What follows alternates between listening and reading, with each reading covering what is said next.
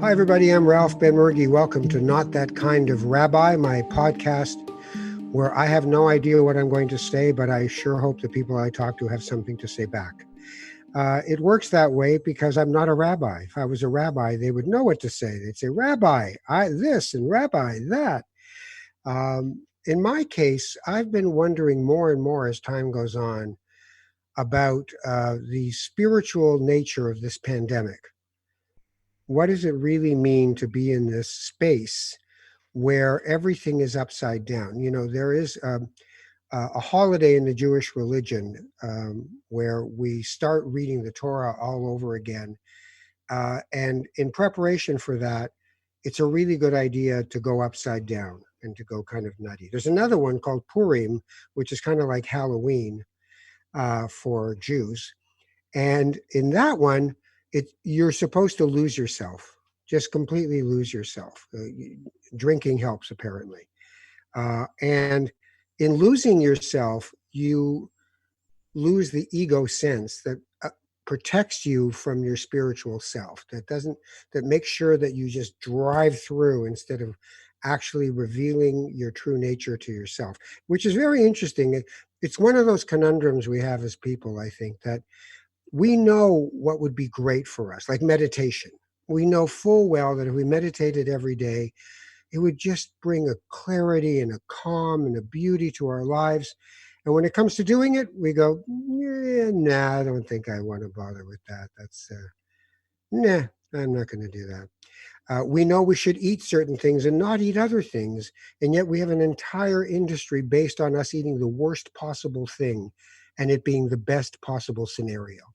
I just watched a McDonald's commercial where everything they showed you was fried, breaded and fried. Every single thing except the burger, which was just fried to death.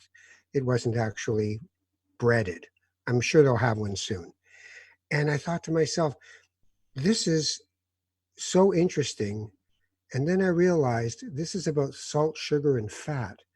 And that what we really are afraid of is starving to death. What we're really afraid of is scarcity. And because we're so afraid of things being scarce, we can't allow ourselves the bounty of our lives. We can't allow ourselves the beauty of our lives. We are still just poking our head out of the cave and going, is that a moose? And then going back in the cave and trying to hide from it. So that reptilian brain that does so much of our living for us, in the spiritual quest, the idea is to just tap through that, to hit the heart enough times that you open it up to the idea that you are actually divine in your beauty. I was watching a Twitter thing a couple of days ago that literally made me start crying.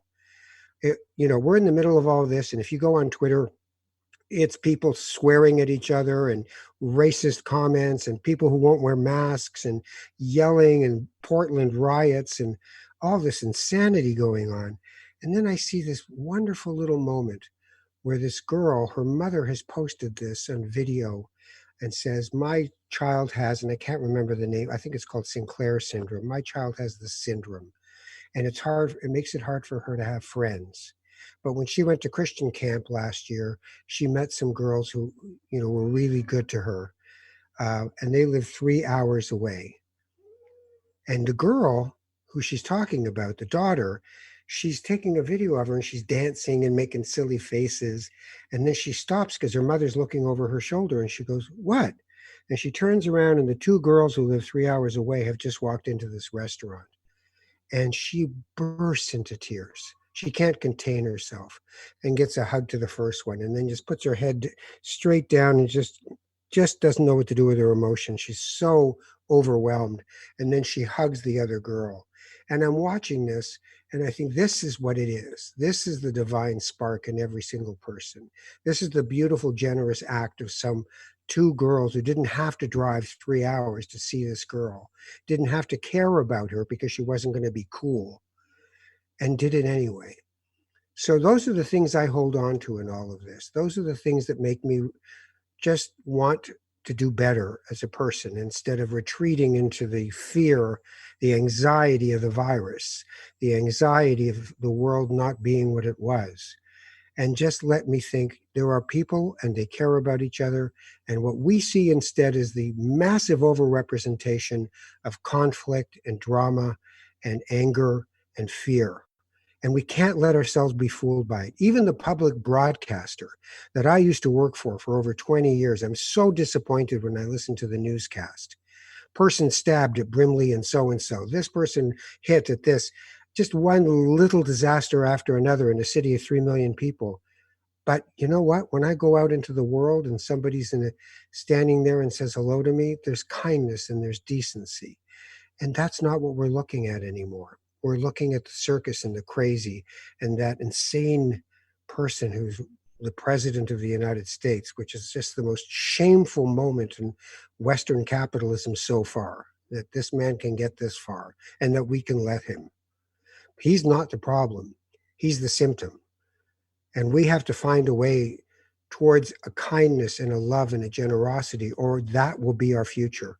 It's already almost our future. We'll find out in November. So those are my thoughts for the day on where I'm at in all of this and all those pieces that keep flowing in, that if I'm not really opening my eyes and paying attention, they just affect me. And I have no critical thinking ability to do it.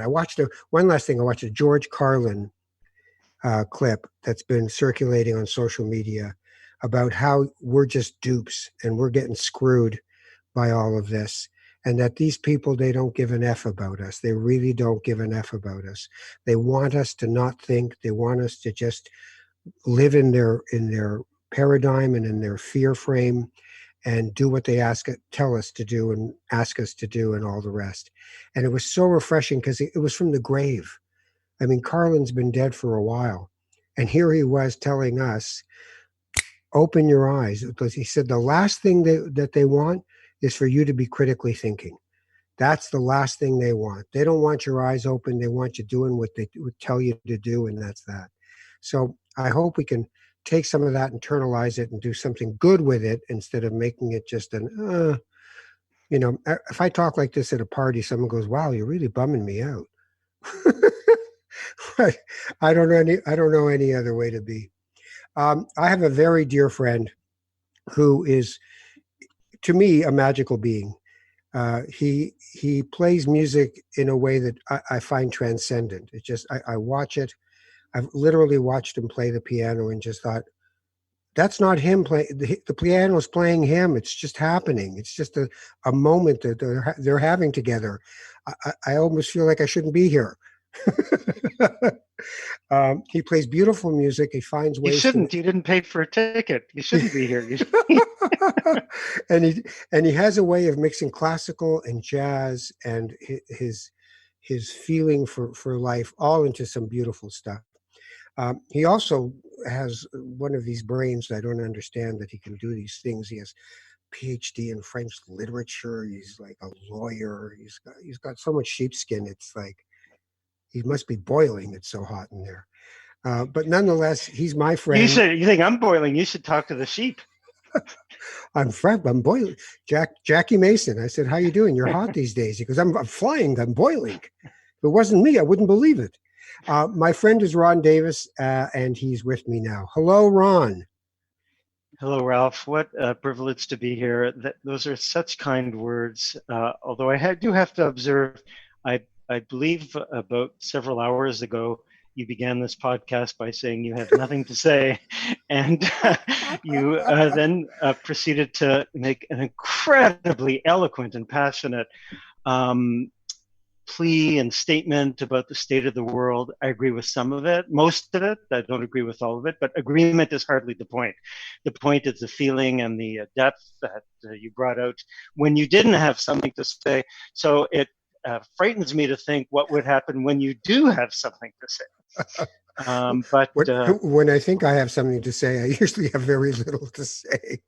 I believe in the flow, right? The shefa, as they call it, right? In Jewish parlance, I believe that eat, pray, love. Elizabeth Gilbert, is that her name? Mm-hmm. Yeah. So she had this lovely idea that, and I talked to Tom Wilson about this, that creativity is a horse that runs by while you're trying to do something. And if you don't pay attention and get on that horse, it just runs right by and goes on to the next person. So those of us who sit and try to be creative and think something beautiful is going to happen and just think blank page, nothing to do, it's really not an automatic for some people. What's your, when you're, do you wait for your creativity? Do you try to push your creativity? How do you work it? I was just processing that metaphor that I hadn't heard before from Elizabeth Gilbert about the horse that's running by and you're waiting to jump on. And to answer your question, I would say that's not my process. It's not a horse running by. On the contrary, I have several wild steeds or wild mavericks inside of me. They're not on the outside, they're on the inside, and they keep running around in circles, and not even in circles, but in unpredictable patterns. And internally, I try and catch one of them, and then another one, and then they all go by, and then they all come at me at once. In other words, the creativity is not that you or Elizabeth Gilbert were saying this, a linear process or a linear event. It's this maelstrom of activity that ebbs and flows and is unpredictable and has no shape. It's a blob. It's an ongoing plasma that takes hold of me more than I take hold of it, and it's almost like trying to make water balls. If you remember the comic strip, BC, by Johnny Hart, I think was his name. Yeah, that's right. Yeah. Johnny Hart, and one of the prodigious feats that one of the characters could do was they could make water balls. They could just make like snowballs, but water balls. And everyone was trying to figure out how he did it. And he would make the water balls and hand them off, and of course they'd dissolve in the hands of others. So to me, creativity is it's about the flow. I agree with you there. It's about the flow. And B, it's about trying to make water balls. And you just did it. I mean, you said you didn't have anything to say, and then you took nothing and you made something. And ultimately, that's what creativity is. It's creating something from nothing. And I do parenthetically lament the fact that a lot of creativity today is recreativity. And it's I don't necessarily connect with it. Whether now this is just me, but whether it's taking a classic play and presenting it from the point of view of another person, there's a certain creativity there. But to me, there's a lot of recreativity. But that's a whole other debate. So is that just interpretation of existing creativity? Like, so if I do a song for my father, Horace Silver, but I put my spin on it, is that not genuine creativity? Is that just recreation? So great question, and you plug into jazz, which of course you have a connection with, and I apparently am a jazz musician. So it depends on Song from My Father. I'm not saying that all appropriation, or wrong word, especially these days, but all usage of past materials to create new art is inherently recreative and therefore less interesting than some original creation. You could have someone who takes found materials and does beautiful, beautiful art. So yeah, you might do a version of Song for My Father that is just so original and so interesting. It takes me to a place that only Ralph Benmergui can take me to. On the other hand, if you do a version of Song for My Father, and just in case any listeners who's not aware of it, Song for My Father is a famous piece of music by a jazz musician named Horace Silver. Everyone would recognize it. It's in a million commercials. You've heard it a million times. But if you do that song and you basically recreate the original recording, and then you add a little frou-frous, a little doilies, and I don't know, painted stripes, that to me is less interesting. And I do find even in jazz music that a lot of creativity is that type of recreativity. It's more canonic. It's more by the book. It's more academic, as it were, as opposed to going inside yourself and pulling something out that is completely different, even if it's the same. You forgot one big thing, Ralph. What's that? Are we on? Yes. Your wonderful monologue. I'm sorry to digress. But in your wonderful monologue, you mentioned Purim. Yes. And we're both of the same Jewish faith, although I am of the Ashkenaz tradition and you are of the Sephardic tradition, which is a bit like Toronto and Montreal, or New York and Los Angeles, or New York and Paris. New York and Paris, but that's another issue. Um, you Your failed to point mention being, yes. you failed to mention the significance of this day on which we are recording this I know. podcast. I was going to get to that. You say that. No, of course. I've been thinking about it for 2 days. Are you So, fasting? no, I don't fast on Tisha B'Av. So, the ninth day of Av, the month of Av, is the commemoration of the destruction of both temples, and is considered by many Jews a minor holiday, one that they don't particularly keep track of. It is part of a progression towards the Jewish New Year and the redemption of the Day of Atonement. And things are triggered in terms of the amount of thought and time and consciousness you put into taking stock of your life every year from this day forward towards Rosh Hashanah, the head of the year.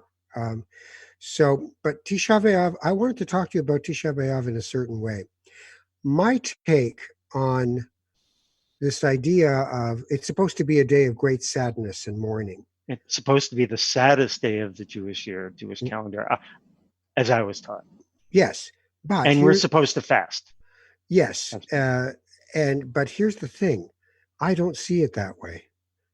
I see it as freedom and a release from what we believe to be the only way that things can be, because each destruction of the temple triggered innovation in the Jewish religion that allowed it to continue on for 2,000 years.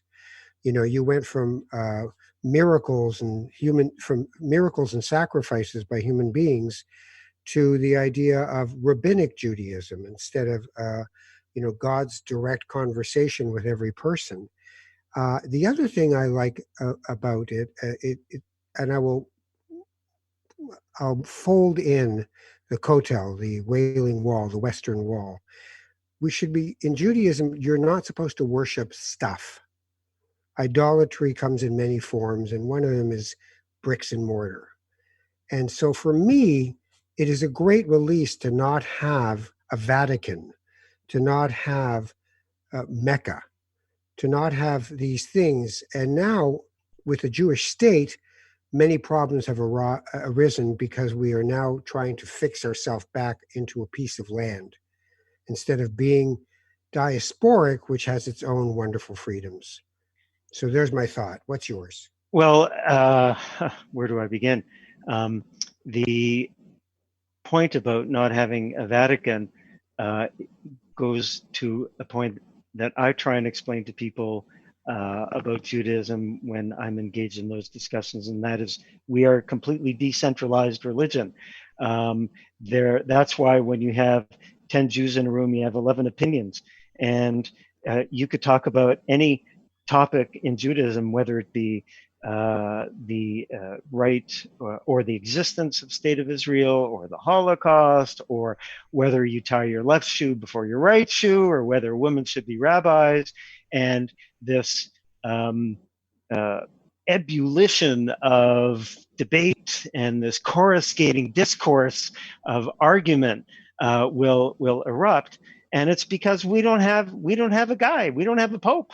You know, there's this rabbi here and that rabbi there, and then if this rabbi saw that rabbi, he would say, you're a shagitz, what do you know? You're a guy. And and it's even in the Jewish Talmud, in the the book of teachings, there are two schools. There's the school of Hillel and the school of Shammai, Beit Hillel, but Beit Shammai, and one says this and one says the other, and I mean we are marinated as a religion, as a culture, in disagreement and in opinion. So when you talk about the destruction of the temple, I mean, look, I'm not sure that people would agree that everyone would agree that the destruction of the temples were liberating events for Jews. I mean, certainly if that is the case, then we would be one of the progenitors quite literally of creative destruction. And maybe we were, but okay, we'll stop there because I oh, like sure. this, the creative destruction piece, because I That's think that's what I, Schumpeter, the economist, right? right, but that's what I'm trying to talk about is that people and change don't go together very often. And I remember watching a medical mystic. I can't remember her name. And she had this lecture she was doing at Convocation Hall, and I went to see her do things because I was interested in writing some things about New Age. Carolyn Miss, that's her name. And she was talking about there's an inner working in a person that resists change. So you're in a job, you don't like the job, you haven't been happy in your job for many, many years, but there's a voice inside you that says, look, are you going to quit or do you want me to get you fired? Because we can't jump off the cliff. Even if you say to someone, if you jump, you'll grow wings on the way down. We go, no, I'm not jumping. I'd rather be miserable in this than jump. And I think that these events that are conceived as cataclysmic at the time can sometimes liberate us. I don't disagree that generational trauma is part of the legacy of that kind of traumatic change. But I do think that sometimes to change, we need a real push. So you as a piano player and a composer can play, a really good Horace Silver tune over and over again and nail it. Or you can go, I'm going to make trouble for myself and create symphonic music that is jazz. And it's not going to fit in anyone's category. And why am I doing this? I'm making trouble for myself. But it's because you actually And decide, losing money. and losing money, you decide, I can't stop this. I have to Yeah. do this. I have to creatively destruct something and recreate it. So that's what I think I'm seeing. So you're right in the way you characterize what I do, which is absolutely, if I may use a Latin term, mishiga, and that I always go down that road. But I kind of agree with you. I mean, even about the temples. Although the funny thing about the funny not so funny thing about the temples is you also discuss about the state of Israel and its existence and the land that it's on now. Of course, that's completely rooted in the destruction of the temples. The claim to Israel by Zionism is the fact that, hey, we were there first and we got thrown out by the Romans or the Babylonians, and without getting into that debate, I'm just making that connection Right. between. But that's attachment. So go Buddhist for a second and think of this idea that you're willing to kill and die for a wall. You're willing to kill and die for the Temple Mount. You're willing to kill and die for the Alaska Mosque. You're willing to kill and die for the Holy Sepulchre. What is that? That isn't what we're supposed to be doing with our lives. We should be loving each other, walking into each other's spaces, sharing them, praying together. But instead, proprietary rights, property rights, all of these things are about fixed notions of life that I'm I'm Ron, this is my piano, anybody touches it, they're dead. Well, okay, I totally agree, but this is where we're going to get into the yin and yang, because if the destruction of those sentiments or of those attachments or of those objects to which we're attached is the condition, necessary condition of our liberation into unattachment, then remember that the destruction, and in the case of the two temples, it's manifest historical fact. The reason they were destroyed was because someone else had an attachment to them. So Right. you run into this loop of, I'm going to destroy you because I want to be there, but you're liberated by my destroying you. So I'm kind of doing you a favor. And then let me just kind of extrapolate to another point you made in your wonderful opening, and that is, if that's your view, and I have to tell you, I kind of harbor this view. I also live in horror about, or in the face of what's going on, especially in the United States, but generally in the world, authoritarianism, sectarianism, a seeming preparedness for violence and all the rest, certainly violent language, a degradation of humans, and on, then what's going on now is a necessary condition to a great improvement. And as much as we may live in horror and fear of what's going on, I'm not talking about COVID, I'm talking about the socio-political situation. COVID is almost a symptom. Then Trump is a liberator. He's going to tear down the walls and it's going to look horrible. People will die. People are dying. That's where COVID comes in because of the administration's handling of the American administration's handling of COVID. But it's going to end up in a new place that might be liberating. And, that brings me back to, makes me think, we're being critical of the United States. I don't know that I have a right to be, but here I go doing it. But, it makes me think of Winston Churchill's statement about the United States. It's so true in my view and applies now. And we're in the middle of it when it's so awful. But Churchill said that Americans always do the right thing, but only after exhausting all the alternatives. and so yeah, like maybe all this craziness that's going on, of which COVID is this otherworldly symptom or physical manifestation, is a preparation, is a doorway out of hell into a new reality, a new heaven. Well, Rome had to fall. Yeah. And then there was a post-Roman. It fell? I didn't know that it fell. A piece of fell, almost. Rome's on its way to falling. But okay, so let me weave this into something that I think is a central part of your identity, and that I don't have as a Jew, and that is the Holocaust. Because I know your history and your family, and that the Holocaust is an important part of that. But maybe if you explain it, we can have a conversation, because I come from North Africa and we didn't have a Holocaust experience. I didn't lose family.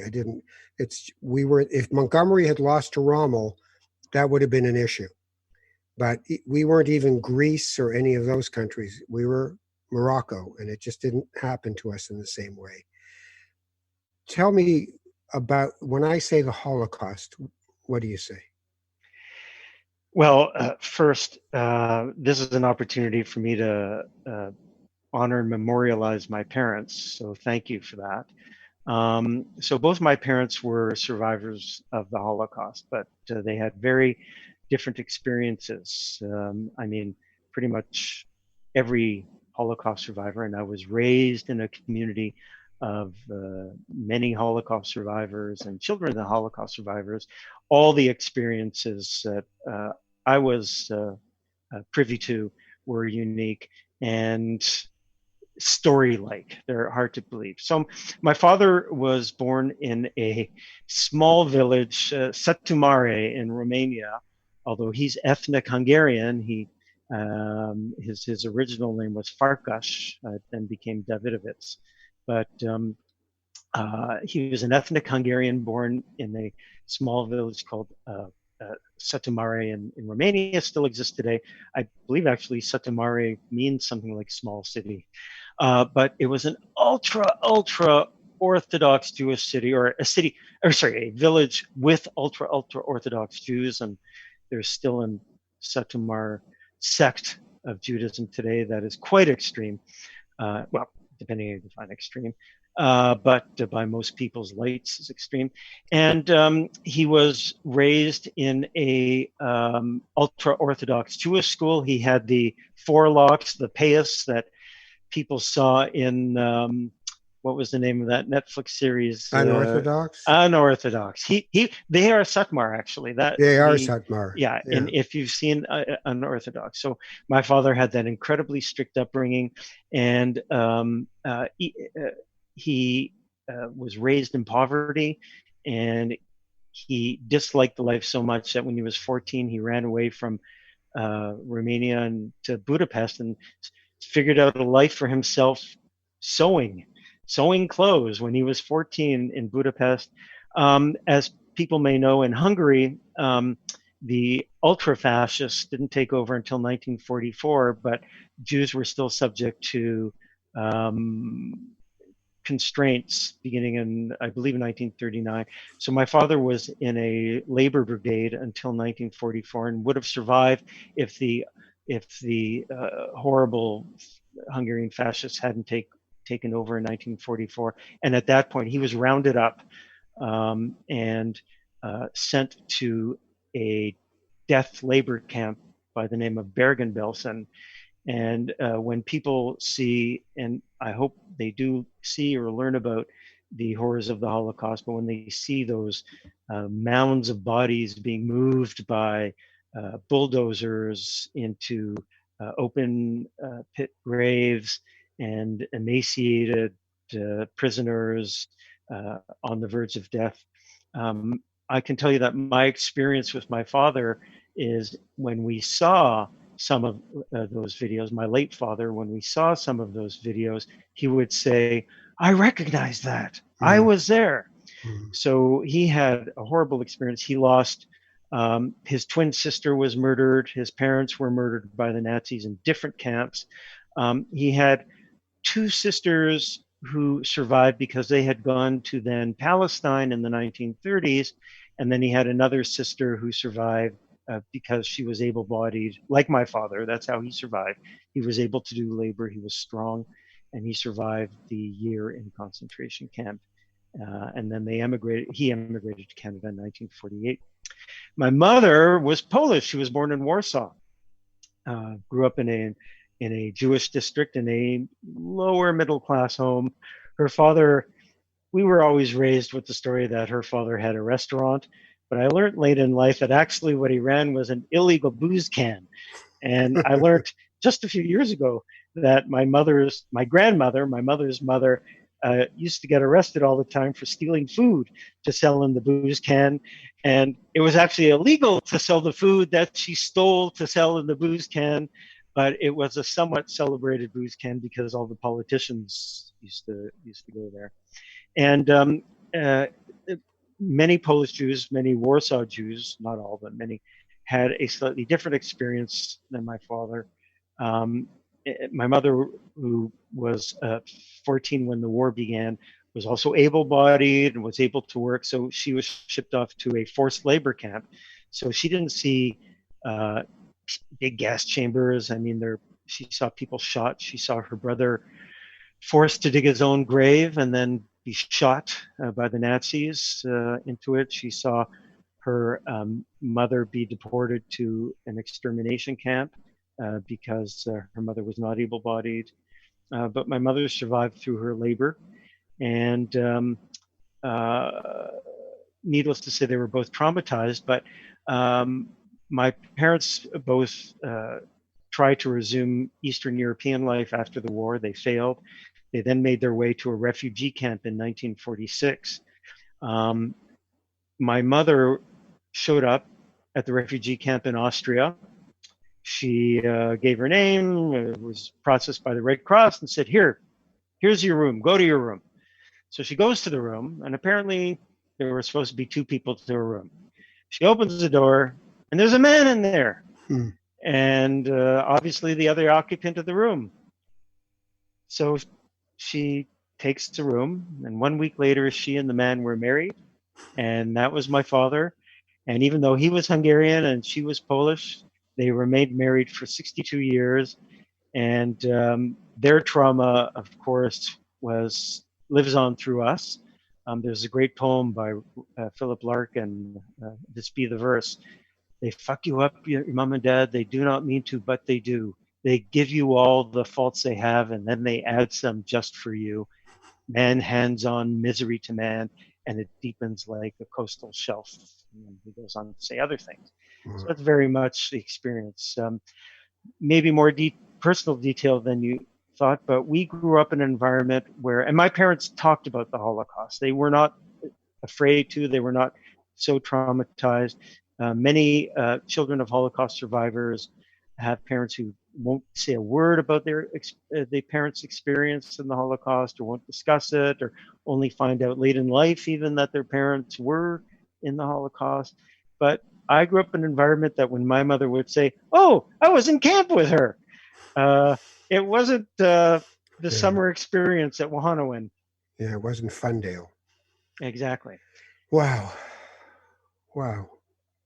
I have absolutely no idea what it is to have that present, not present, present, not present throughout someone's life as they grow up with these people that are their parents. What was it like to know and to, I would assume, occasionally forget and then to remember and then to know? What was that like? Well, it's your oxygen. You don't know any different. In the same way that children of immigrants will recognize what I'm about to say, that uh, when your parents speak English as a second or third language, you never realize that they have an accent until late in life, uh, which is actually true of both my parents. I thought I never noticed they had an accent until I heard recordings of them later in life. But in the same way, I never realized that they spoke life with the accent of the Holocaust. And it's internalized and it's reflected in a multitude of ways. And I'm the third of three boys. I have two older brothers, and we each have different experiences and different outcomes. But for me, I mean, it begins with um, a low level but constant and real and inescapable fear and paranoia of society. There's a great book by the American novelist, I believe it's Nathan Englander. It's a book of Mm, short stories called What We're Really Talking About When We Talk About Anne Frank. And what he's referring to in the title is what he calls in the book the Anne Frank game. What's the Anne Frank game? He says it's a game that every every Ashkenaz Jewish person, or certainly every child of Holocaust survivor, plays when you meet someone who's not Jewish, and that is you get a sense of who they are, and then you ask yourself, if the Nazis came back, would this person hide me, or like Anne right. Frank, or would they betray me to the Nazis? And that's an overstatement of how you go through life, but in many ways, that's how I go through life. So, Wow. and you know, speaking at a generalized level, and I'm not. No, I was going to say I'm not speaking for the Jewish community. No one really does, because 1,000 people with 10,000 opinions. But for many people, when there's a criticism of the state of Israel, for example, then there is that sense. What that lurks behind is that the Nazis are coming back, and it sounds absurd, but that is a literal truth that we feel at a fundamental level. I've learned to deal with it, but that's what it's like living with this. It's It's a a trigger. trigger about survival. And Yeah, and I'm sure it's true for refugees from Syria today, from people from Rwanda. I'm just reading about a case in Britain about a Rwandan refugee who's having immigration problems, and it's, or this might be in Canada actually. And when I read about the fact that this Rwandan refugee has all sorts of deep lying issues triggered from the genocide that took place some almost 20 years ago, that's exactly what it's like to live with. But this is where I'm at, and you're afraid.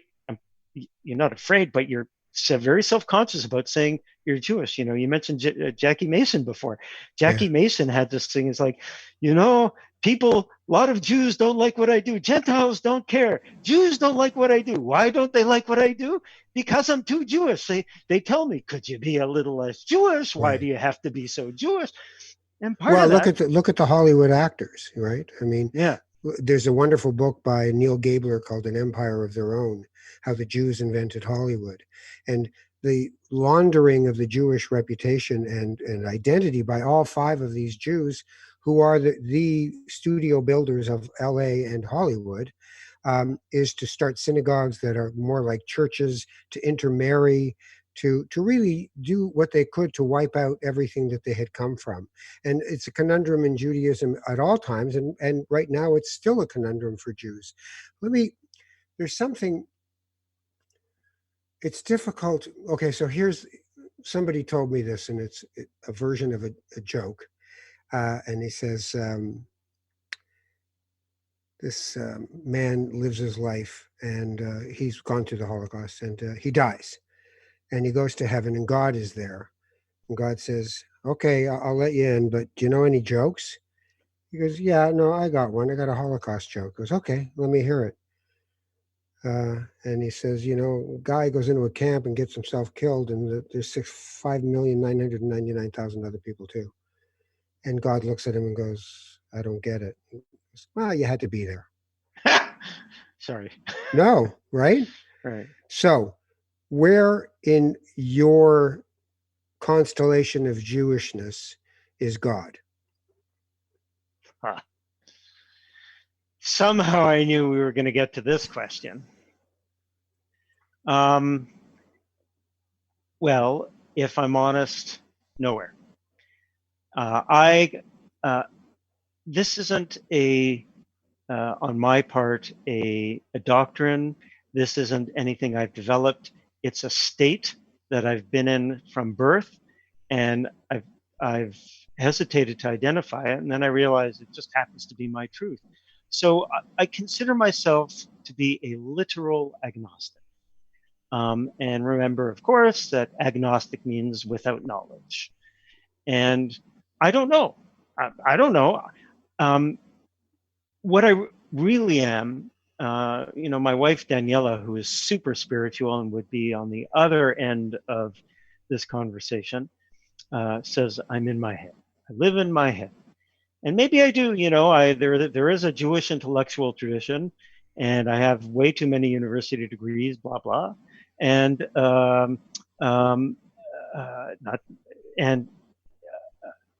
maybe I intellectualize things too much, but one of the three top thinkers, so the three thinkers in my life, the three formative influences in my life, the three gods in my life, if God is a formative influence, if God is the creator of everything who I am, are the great critic, who happened to be a Methodist minister, Northrop Frye, the great thinker and writer who happened to be a pianist, Glenn Gould, and the great philosopher, Ludwig Wittgenstein.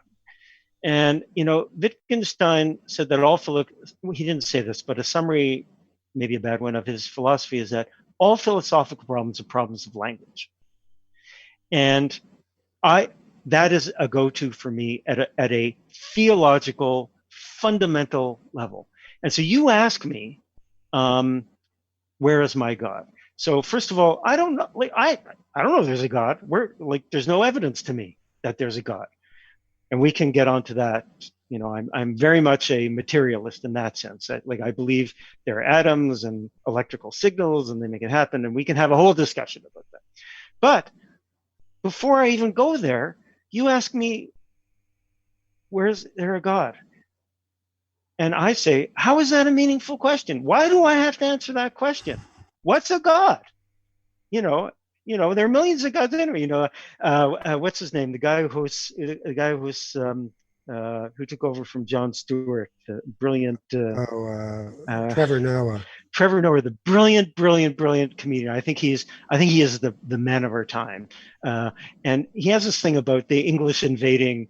What it must have been like the day the English invaded India.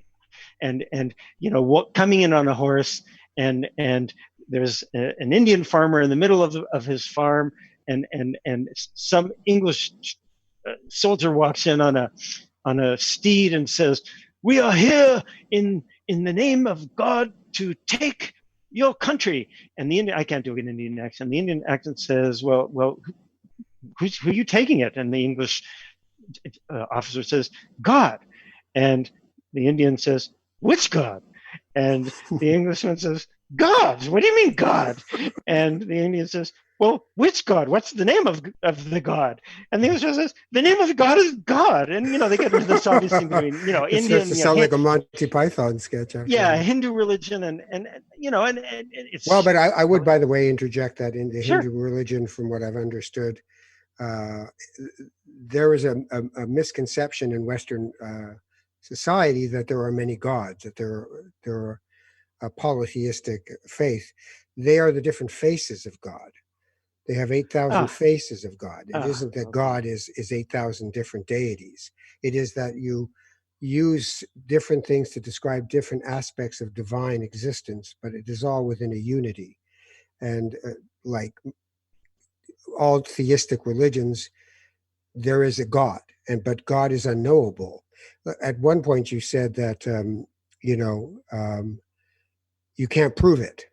Why ask me about something that, as a materialist, I can't say, here it is right here. And then, I mean, often on this show, I've said to people, okay, we'll prove love. You can't prove it. Yeah, And yet you write songs about it. You think about it. You're afraid you're going to lose it. You're so happy when you find it. You then think you're losing it again. So you're freaking out. It's not something you can put on the shelf and go, look, love. So I've the heard you idea say that, that before. I've heard I you know, but say it's that. Yeah. mystery. Like there's Yeah, mystery. and Wittgenstein, by the way, the funny thing about Wittgenstein, the philosopher, who I go to all the time, and he's seen as a great logician, and he is seen as ultra cerebral, and I get that from him. But here's the great irony. First of all, he was born to an Austrian Jewish family, and he converted to Catholicism, and was a believer in it, in his life. But beyond that, in one of his great works, the Tractatus Logico Philosophicus, he when he gets to the end of logic, I'm paraphrasing badly, but the idea is when you get to the end of logic, when you get to the end of mind, when you get to the end of what for me I can connect with, and where the point at which I do not connect with religion starts, he says all that remains is mystery. I'm not saying there's not mystery. I'm not saying there's not a God. There is love. And by the way, if I wanted to quibble with you, because I have heard you make that point before, I'm not going to quibble, Yes, you are. yeah, but I'm about to. You know, love produces chemical and physical reactions, Of right? course, of Oh, course, of okay, course. But okay, there's a but I somatic don't. experience to everything in Yes, life. I That don't doesn't get. that I doesn't don't get mean it's a. triggered by.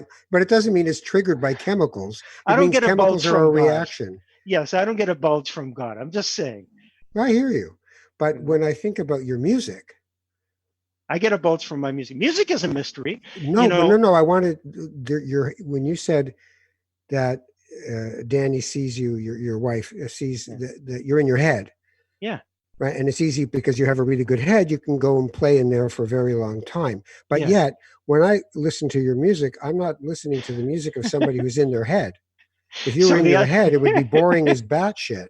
so You're not there. So where is that spark? Where does it come from? How do you access it? And is it just yours, or do you share it with things that you don't know? so there is some. Oh, okay. So you just made my point. You just made my point. Now I'm being the lawyer, I'd love to make your but point. and when you hold that, but you just don't know. Hold that thought. But you were talking about Danny and how do I make music if I'm always in my head and it would be intellectualized. So the other thing that Danny says is like the one time you're not in your head is when you're playing music. How come you can't give me more of that? She says. Right. And I get it. She has a point. I'm not saying there isn't more. I'm not saying that there isn't something else there. In fact, if I am truly with Wittgenstein, then what I'm saying is that everything will take us to a point, and then there's a mystery, and that's why I say I'm an agnostic. And what does agnostic mean? It means I don't know, and that's what you just said. You just don't know. There's something there. Look, I'm not saying that people shouldn't be godly. I'm not saying that people shouldn't be ethical. I'm not saying that the ethics that are transmitted in the name of God, rarely observed, but often, or too often observed in the breach rather than in the practice, um, aren't aren't present. I don't know why I believe in good and bad, but I do believe in good and bad. I don't know why I believe to murder. And it's not just utilitarian. I don't believe that murder is bad because I don't want to be murdered myself. I honestly believe that murder is bad. I believe that stealing is bad. I believe that we should be charitable. I believe that we do need to love. I do believe that that racism and that degrading other people, not only, people, my background, Jewish background, but degrading people is in general is bad. And that all fits into a can I call it a theistic type or theocratic type um, uh, ethos. But what I am saying is like God, this individuation or this Anthropomorphic. thank you, instantiation of a Yeah, but concept, that's or a Disneyfication of God. fine. That's Santa Claus. That's not God. Well, fine, but even the name God, Okay, which, but as you know, sometimes you need something to identify that you're having a conversation about something. It's just a placeholder. Yud Hey Vav Hey. You're not even isn't it supposed to know the beautiful? name. Yeah, you're not even. What you just said is like incredibly deep, because I'm not sure if people know this, but in the Jewish religion, you're not supposed to say God's name on pain of death. Right, which is Um, why Orthodox people say Hashem that's right, instead the of name. Adonai or Elohim. It's a placeholder. It's profane to have the arrogance to think that you know who you're talking to.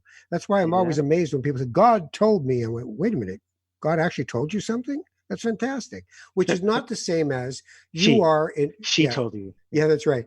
It's not the same as I Yeah. am trying to make myself available to what's already all around me at all times. The miracle of constant pulsing creation. And that as an artist, you have to find your way to that pulsing moment of creation, to that ability to put your hands on those keys and stop thinking, stop talking, stop explaining, stop defending, and just leave yourself to what is coming out of the ends of those fingers and into this ether, so that I listen, and in a religious experience, I commune with what you're doing. I mean, I wish that was the way the world worked. You're right. But music, yes, I agree. That's how music works, and maybe that's why people connect. You can have an audience from left wing to right wing to young to everything, to yeah. Catholic, and they listen to music and they can commune. And maybe that's why. But and would that it were so that when people were talking about God, they were talking about that. But that's not what they're talking about. Maybe Well, you. yeah, no. We have to be, in my opinion, quite careful to not constantly push ourselves to the um, almost pediatric version of what people who feel that they have religion in their life are really about. And that it's simplifying them into being these people who have naive notions that, a good pat on the head should solve, is not a good idea, in my opinion, because really what religion, and I've said this before, is a fitness program. If you don't have Shabbat every Friday night and Saturday, then what the hell? It's Friday, it's Saturday, it's Tuesday, it's Thursday. Every day is the same. Let's go buy some stuff at Canadian Tire. Let's keep moving. Let's just keep doing stuff. If you don't build a fence around something sacred in your life and protect it, then you can't cultivate it. It's a garden that won't grow. So for people who believe that there is if you don't practice your chops on piano and you just keep thinking, I'm good at this, and 6 years later you sit down to play, you suck, because you're not good enough to just never pay attention to the discipline of your art. And things require discipline. Today, as we said at the beginning, Tisha B'Av is a day of fasting. What's fasting about? Not about punishing yourself. It's about self restraint. It's about discipline. It's about order. And that we need these signposts in our life, or else every day is sweatpant day. And we all think that's great for about 3 weeks. And then we get depressed because we think, crap, I haven't had the reason to get out of here in 3 weeks. Look what's happening to the world now. It's a great opportunity for creative destruction. It's a great opportunity for all the mindless things we've been doing to consume and attack the planet can actually be pulled back for a minute and go, what have I been thinking? I've been driving 4 hours a day to a job I don't like in a place I don't understand. What am I doing with my life? And it might make us do different things. We might push ourselves off the cliff, or we might just stand there and go, you want to quit, or do you want me to get you fired? Right? I think that's already done. I think we are doing things differently. But look, it's funny you talk about the view or framing certain, having the Sabbath as, because if we didn't have the Sabbath, then every day would be the same. So my father, who was raised in this ultra Orthodox environment and ran away from it because it was so oppressive, um, when we grew up here, of course, he decided he would be religious, but he also harbored many contradictions. What did Walt Whitman say? So I contradict myself, I am Lars. Well, my father would be observant about the Jewish Sabbath, but after he went to synagogue, he would go to the horse track to bed on the afternoon. I kid you not. I mean, it was very, No, but I very mean, charming. but that's the thing about religion, is not about perfection. It's about It's not. it's about looking for a framework and a scaffolding in which one can build a remembering of life. So when you go to a synagogue on a Saturday morning and you read the Torah portion in English, in our case, you extract from that one or two pieces that you want to pay attention to and think about while you're sitting there and standing up and sitting and standing up. But And then you go home and think, really? So let me think about this for a minute. They finally give freedom to the Jews, and they get across the water and they can't handle it. All they've ever wanted in their life is freedom, and they're horrible at it. They've immediately, the first chance they get where they think they're going to be disappointed, they go and build a golden calf. They can't even wait 40 days. They just have to do this. Human beings' frailties and weaknesses. The Torah, the best part to me, is it's this story of how really broken we are as people and how often we fail. Cain, Abel, how often we fail. It's not about perfection. It's about a path. And well, I was going to say that my father would always say, who was very different from you, but would say that if we didn't have the Old Testament, then every day would be the same. That was his justification for religion. And there's that view that very much the Old Testament, and also the New Testament, and I've had discussions with quite a few Roman Catholic priests on this point, who and also Presbyterian ministers on how the New Testament is a extrapolation, as one priest put it. 90% of it is quotes from the Old Testament. So it's a different discussion. But the point is that the Old Testament, for sure, and to many degrees the New Testament, can be seen as, in the broader sense, not only making differentiation, in giving differentiation in your life, but imposing an ethical framework on people Right. who are, as you say, otherwise broken, and who need some sort of imposition of a framework. Well, we all need. Look, I mean, a stoplight has a purpose. A four-way stop has a purpose. If we just went, you know what, I think I can handle it. It's like the masks right now. Yeah, I don't need a mask. Look, the virus doesn't care what your ideology is. It'll kill you. As the Economist says, you may not care about the virus, but it cares about you. Exactly. All right. So I want to pivot because we'll do a few more minutes. Music. You could have been a very successful lawyer and you do law practice to a degree now, but you could have, like your brother, and had the nice cottage, made a killing, had a good time, all that stuff. You could have been a professor of French literature at the University of Toronto. Linguistics. Sorry. Sorry. Yeah, you could have been that. And then you decide on this thing, which is, as I always say to people, you don't pick jazz to get rich or famous. It's never going to happen. How do you end up with $1 million in jazz? Start with 2.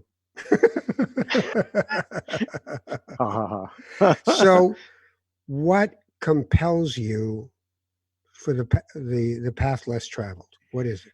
So, as my father would say, the one thing you can say about Judaism, at least Ashkenaz Judaism, is the jokes. It's religion with jokes. Moroccans don't have a lot of jokes. You have to make them up yourself. Yeah, said the Moroccan stand-up comedian. But my father would say, because my father's dream as the impoverished immigrant was this: my son should be a lawyer. I said, I don't want to be a lawyer. What do you mean you don't want to be a lawyer? Who doesn't want to be a lawyer? So after I got my law degree and I had some success, and then I became interested in academics, and I did this doctorate in French, and then I became an assistant professor in French linguistics.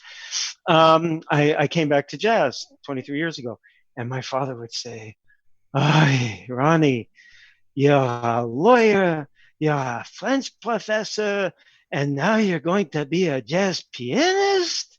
Oy, why did I immigrate to Canada? I should have stayed over there better than I should see this." It was the biggest tragedy for him.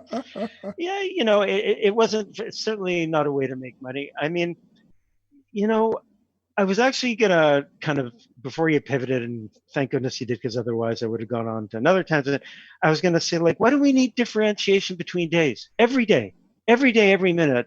I hope I try and live. I don't succeed. I fail enormously, but I all those principles that you talk about us taking away on Saturday, I try and take out of the air. I feel I don't get anything from that. Every minute's a challenge to me. So to answer your question, I why did I become a jazz musician? There wasn't a why. It happened. It happened. I naturally gravitated toward. I gave up. I always joke that my jazz career is it's the $10 million jazz career, because if you add up the money I would have made as a lawyer over the years on the one hand, and all, like, it's very expensive to be a musician. You end up with a lot of expenses, and it's millions and millions of dollars. I don't regret a moment. I have to tell you, COVID has put an end to music. Like, I am not a musician anymore at the moment, and I know you've heard this from many artists. Whether I will be a musician again is unknown. Maybe I will. Maybe I don't mean musician. I mean performing musician. Huh. Um, That's a big thing to say. it's true, and I'm 62 years old. Although my hair hasn't changed color yet, and I I don't know. dye it. What's the deal with that? I don't know. I I have mean, two I'm happy I theories. still have hair, but yours is like look the I have a same lot of forever. hair, yeah, and it still hasn't Where's the changed gray? color. What? There's a little bit of gray there. There's gray on parts I'm not prepared to show unless you pay me a lot of money. But I have Okay, two so you theories. may But you're saying yeah, I may not be a performing jazz musician anymore, which I find shocking, but carry on. it's because it's It too chose comprom. you. You didn't choose it, Yeah, it chose yeah, you. and actually, it's Are you literally true. angry at it? No, no, Do you think, I oh, know. great, and look how you've made my life that I have to, like, how much you're going to give me for the night? You No, know, well, partly, but I'm more like Stanley Tucci in what was that great movie with Nathan Lane where he plays an actor, and he never quite gets the parts, and and at one point he's talking to Nathan Lane, and they find out that someone else got the audition, and Tucci goes, she got or he got the part. That I'm yeah, more, whatever you call that, hurt, or I mean. Uh, envy. Envy, ego bruised, Yeah, yeah, it's a tough. and Any performing business is a any tough business. performing, you'll sympathize with this. It's like Sure, you could get sure. 1,000 good reviews and one bad review, but the only one that counts is a bad review. Well, I've never been that person because I Wow. realized it was going to kill me very early in my life. And I thought, if you're willing to believe the good reviews, you better start thinking about the bad ones as true as well. And read something in them and find something, because they're dispassionate. They're telling you that you sucked at this. I did a TV show where 40 different critics told me I was an embarrassment, awful, the worst thing that's ever happened to Canadian television. I went home every night and I had children to love and a family to take care of. And I just thought, that's my job. It's not me. It's not my life. Like, I don't want to attach myself to what other people think, good and bad. Hmm. We used to come off the stage at Yuck Yucks, and Breslin would, as you were walking off, would tell you did well or didn't do well. Very vulnerable moment. You've just finished your set. And I realized it's really, I'll know whether I did well or didn't do well. I don't need Mark to tell me that. I'll just walk off and realize I wasn't quite there tonight. Or, you know what? That was what I wanted to do tonight. That was good. I You envy know, you that, Gene. I envy you that. you don't have And that one, eh? and there are others that I know Yeah, like yeah. that. But there are others that I know, who have what you have. And there's also, especially among my American colleagues, who there's just this confident. When I tell them how I feel, that there's no comprehension. And sometimes I joke. Part of the reason why American jazz players are so good is and not just picking at Americans. I'm just Yeah, part of the reason they're so good is because they tell you they're so good, you know. And I never had that. It's like, it's very much Jewish culture. I think you might, at least Ashkenaz Jewish culture, you recognize this. Ashkenaz Jewish culture is never the glass is half full, and it's not even the glass is half empty. It's not only it's half empty, it's cracked. There's a spot on it, and it's about to be totally empty. Now, And how much do you think that has to do with being a child of the Holocaust? a That you're million not, percent. because you can't.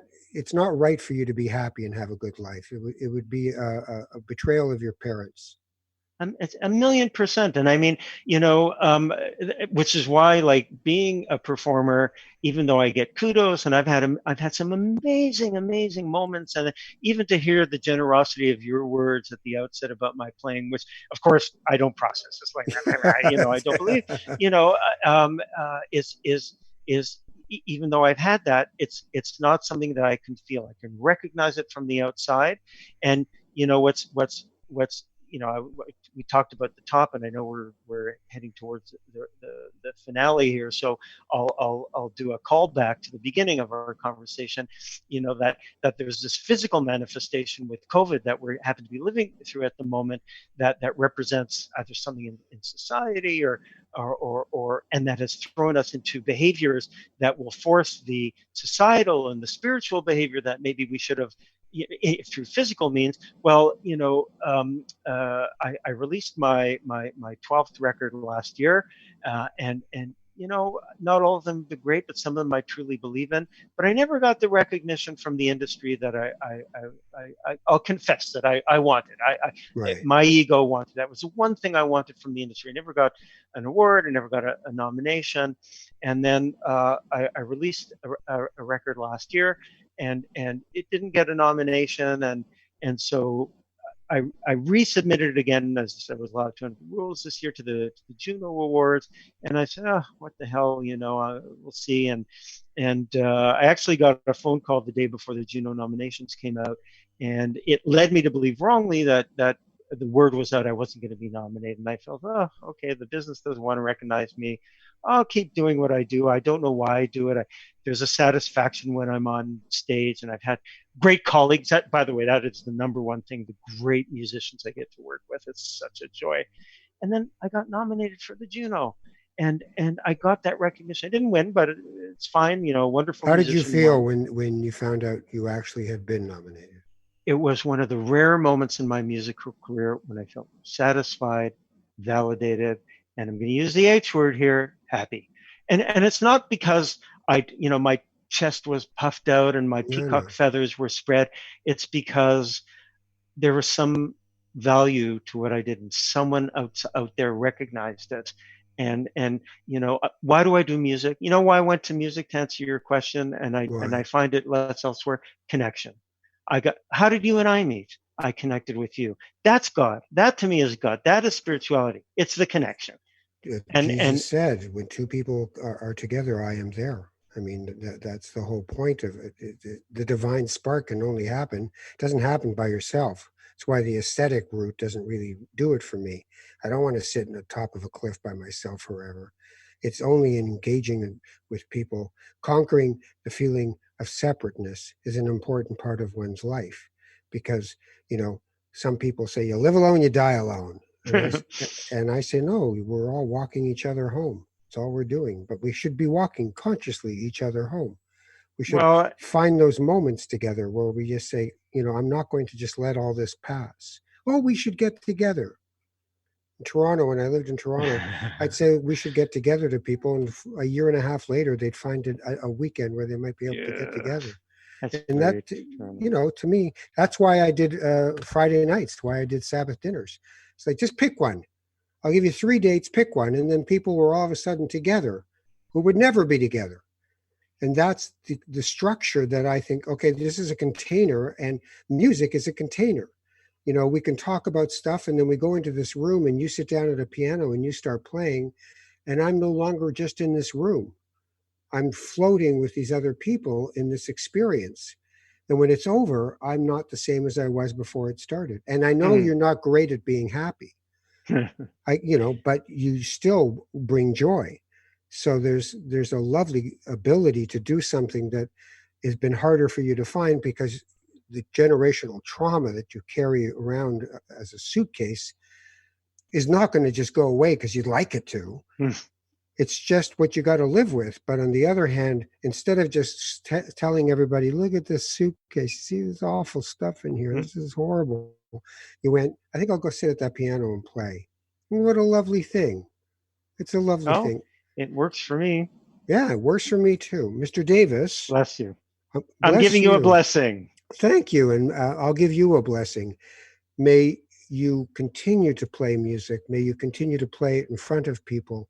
May you never give up on the beauty that is inside your soul and always share it as generously as you possibly can. I'm truly humbled. And I mean, not to deflect, but partly right back at you. And I want to give you a specific blessing about the work you're doing now with this incredible podcast. It is putting out um, thoughts and feelings and spirituality that are, frankly, I had no idea were there before. It's introducing me to people that names I did know, I didn't know. You're Biff Naked. I'd heard the name Biff Naked, but I'd never known the person. And that podcast just blew me away. Her interview with her, even though I suspect she and I are on different, sides of the spectrum. So bless you for the work you're doing, and may you keep on going, and may your spouse and your children be happy and healthy, and may we have many years together of blessings. Lovely. Ron Davis, look up tell people your website so they can buy your music and listen to your music. RonDavisMusic.com, or just go to Spotify and you can find it all there. Absolutely. Ron Davis has been my guest. I'm Ralph Benmergui. This is Not That Kind of Rabbi. I thank you for your attention, whatever piece of your attention you gave us during this time. And I wish you all only the best and the strength that you need to get through the up and the down of what we call life at this point. Or as Stephen Jenkinson, who wrote the wonderful book, Die Wise, the human lifespan is not life. It is just the moment that we have to be able to do something with life. Take care of each other. I'll see you soon. If you want to get in touch with me, it's at Ralph Benmergui on Twitter or ralphbenmergui@gmail.com. Bye.